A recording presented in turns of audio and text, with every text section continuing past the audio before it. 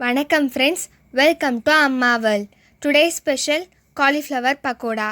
இன்றைக்கி நம்மளோட சேனலில் காலிஃப்ளவர் பக்கோடா எப்படி செய்கிறதுன்னு பார்க்கலாம். இதுக்கு தேவையான பொருட்கள்: காலிஃப்ளவரை இந்த மாதிரி குட்டி குட்டி பீசஸாக கட் பண்ணி எடுத்து வச்சுக்கோங்க. 5 ஸ்பூன் கடலை மாவு, 1½ ஸ்பூன் மிளகாய்த்தூள், 2 ஸ்பூன் அரிசி மாவு,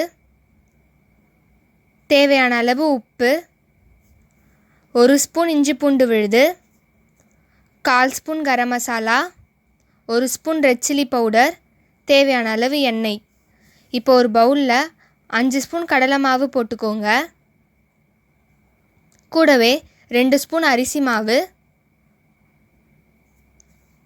1½ ஸ்பூன் மிளகாய்த்தூள்,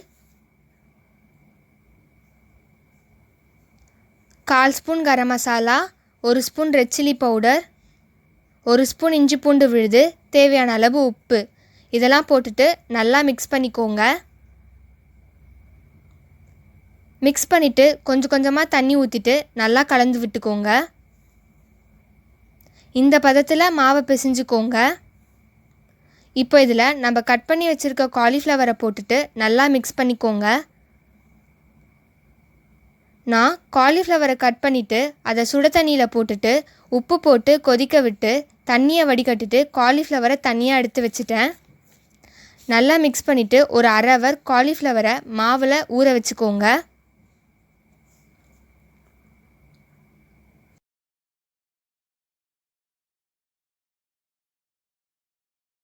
கடாய் வச்சுக்கோங்க.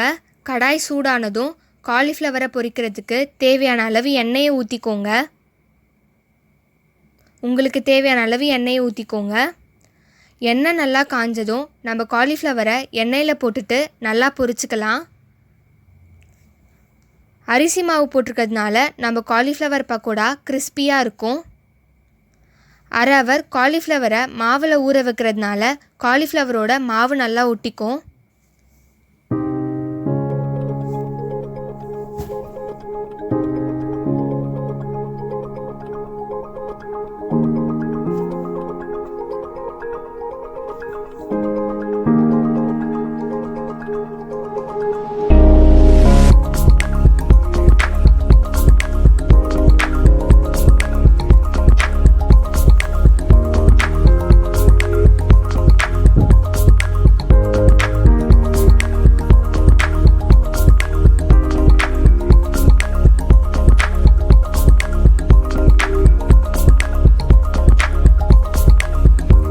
காலிஃப்ளவர் நல்லா செவந்து வர வரைக்கும் நல்லா பொரிச்சுக்கலாம்.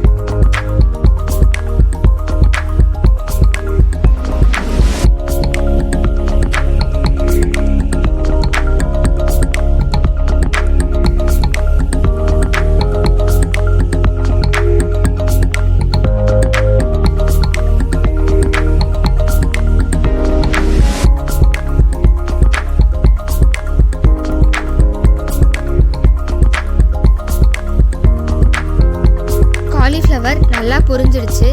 இப்போ இதை தனியாக ஒரு தட்டில் எடுத்து வச்சுக்கலாம்.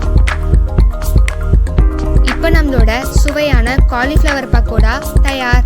இந்த வீடியோ உங்களுக்கு பிடிச்சிருந்தா லைக் பண்ணுங்கள், ஷேர் பண்ணுங்கள், மறக்காமல் அம்மா வேர்ல்ட் சேனலை சப்ஸ்கிரைப் பண்ணுங்கள். நன்றி, வணக்கம்.